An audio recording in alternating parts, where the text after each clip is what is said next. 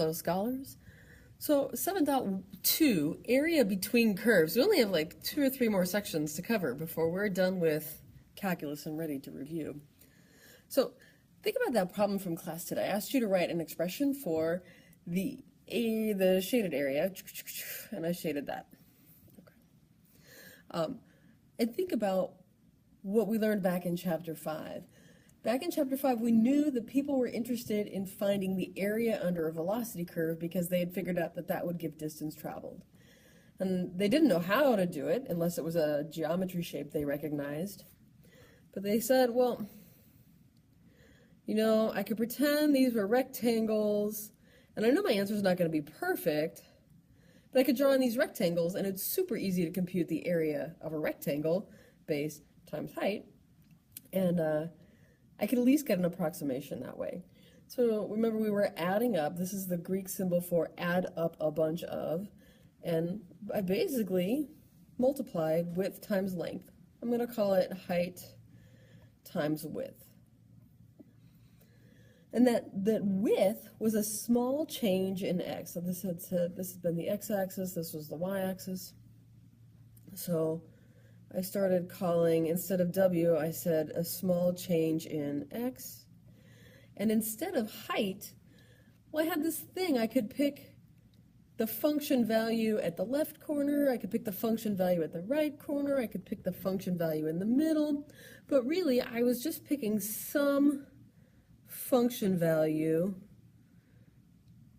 That's a c sub, I don't know, let's just call that a c. For some point along the width of the rectangle, for some x along the width, I was using that as the input to the f function to get the height of the rectangle.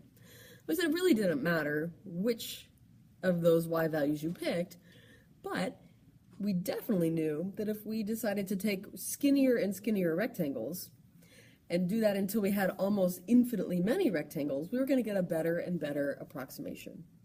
And finally, we figured out that we could use limit notation and that this limit would be defined. It would have an actual answer. And we said, okay, that's great, but now the limit of a sigma, of a f of c, delta x, there's like too many symbols. And they were using this notation over and over. They said, let's make a new notation that's easier to read. And we decided we would call it the definite integral. So the integral means multiplying a height times a small change in the input. If I told you what x values I wanted you to add up in between, and the integral says add up all those areas of rectangles. And if I add area to area to area to area, my result is also an area, and it's the area under the curve. So we're going to use this idea to find areas, not just between an x-axis and one curve, but between the areas of regions that are like have more interesting or more complicated boundaries. So watch this. This is a pretty common problem. You might see this problem on the multiple choice section of the AP test.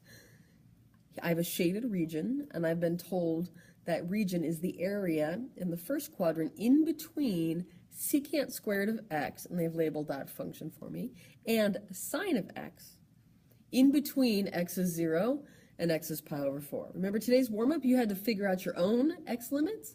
Here they've been very specific. They're like, I care about the area between the place where x is 0 and the x is pi over 4.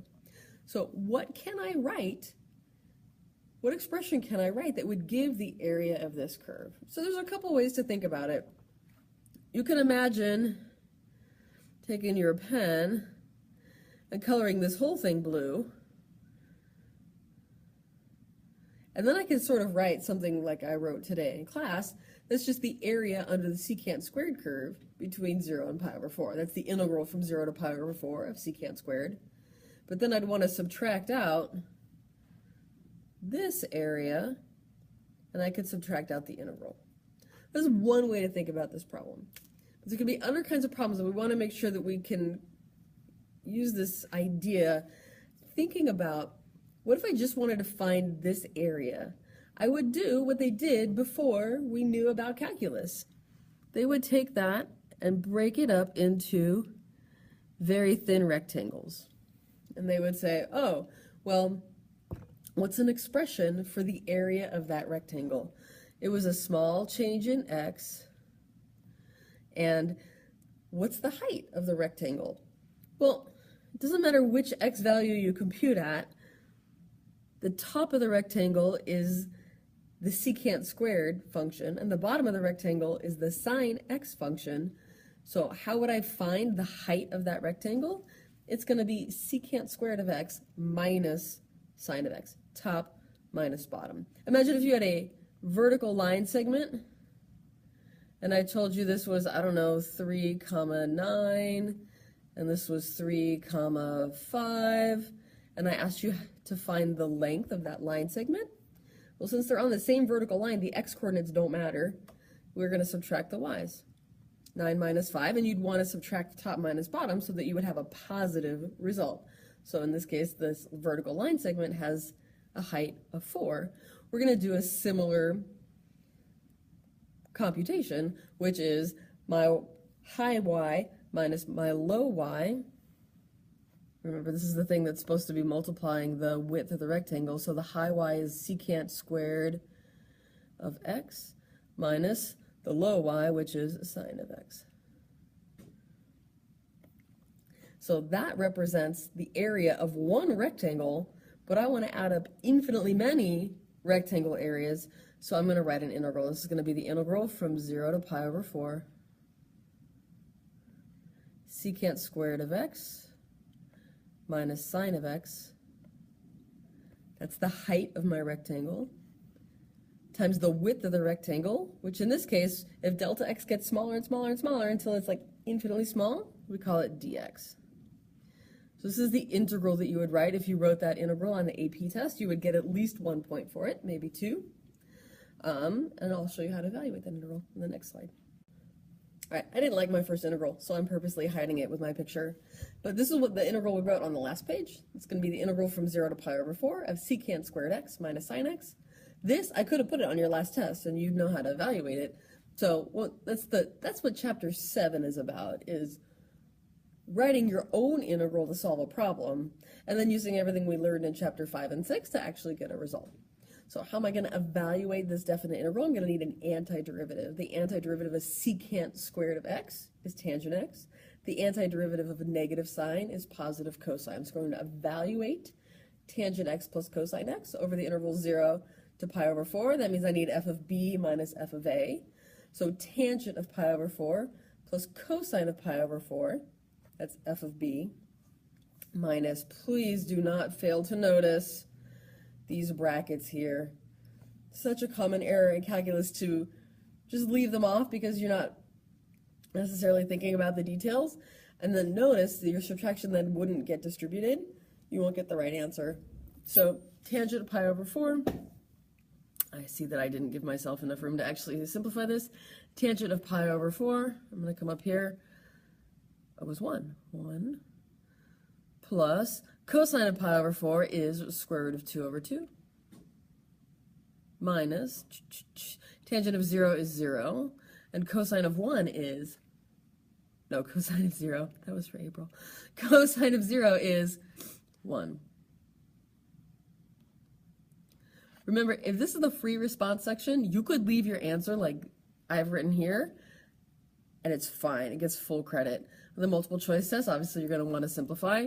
I could write 1 plus square root of 2 over 2 minus 1. So final answer is square root of 2 over 2. If you typed this integral into your calculator, you would get an answer that is equivalent to square root of 2 over 2. All right, so notice that example 2 is similar. I have a region that's shaded in. I've been told the area, the function for the top curve is 2 minus x squared, that parabola.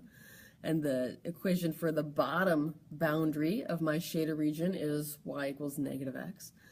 If I were to draw in rectangles,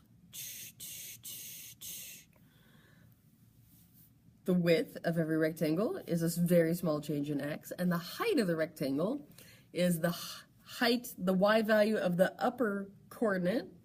If you just thought of your rectangle as a line segment, a vertical line segment, the higher y minus the smaller y.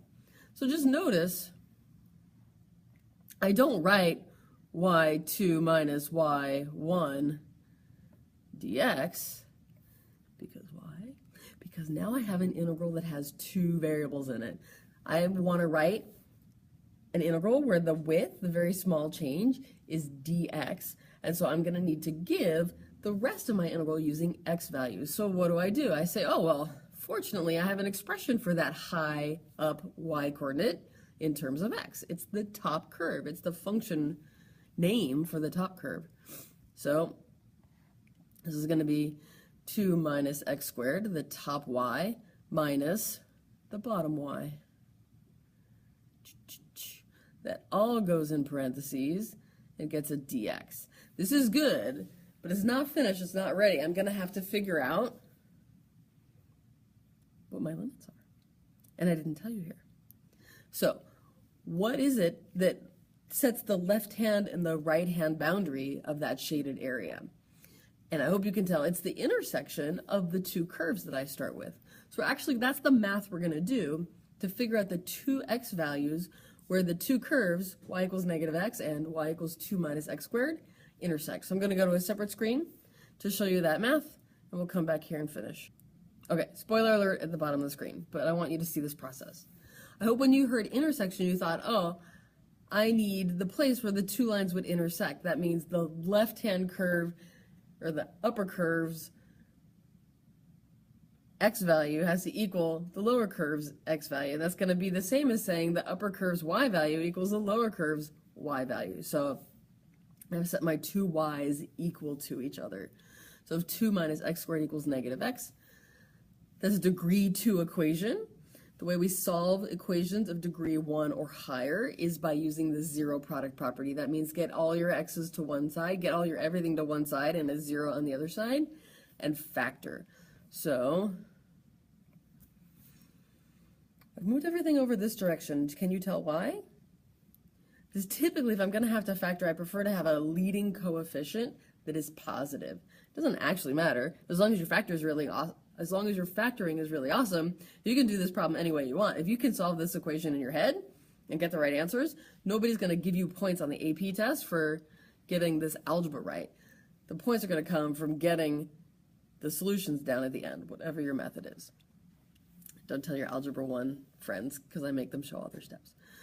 But here I go. So this factors. I need two numbers that multiply to make negative 2 and add up to negative 1. So if 0 equals x minus 2 times x plus 1, my two x coordinates for those intersections are at 2 and negative 1. That's going to tell me what my limits are. So I'm going to go back here. Remember, I like to integrate from left to right. So I'm going to integrate from negative 1 to 2 of top curve minus bottom curve. Now, when it's time to actually find an antiderivative and get a result, you'll find that your life is a little easier if you simplify this minus a negative x. So I'm going to write up here, I'm going to integrate from negative 1 to 2. I'm going to write negative x squared plus x plus 2 dx. But you have no obligation to change the order. You can integrate in whichever order you want here. So that's antiderivative is negative x cubed over 3 plus x squared over 2 plus 2x. I'm going to evaluate from negative 1 to 2, which means I need f of b minus f of a. So I need to evaluate this antiderivative at the top limit minus the value at the bottom limit. Oh, this is much nicer to read, right? So I'm going to evaluate from the top. Don't forget these brackets. When you have your capital F of B minus that whole capital F of A should go in brackets, so you make 100% certain your subtraction gets distributed. Some things to note: if you left this answer on the AP test, it gets full credit. On the free response section, I can't imagine that they would have you simplify this to get a correct multiple choice answer. It's just not their style. They really want to test you on your calculus, not on your ability to combine fractions and not drop your negatives. So But then that's something to remember, is that on the free response section, if you spend a bunch of time trying to get a common denominator and simplify this, it's time you don't have to spend. So final answer.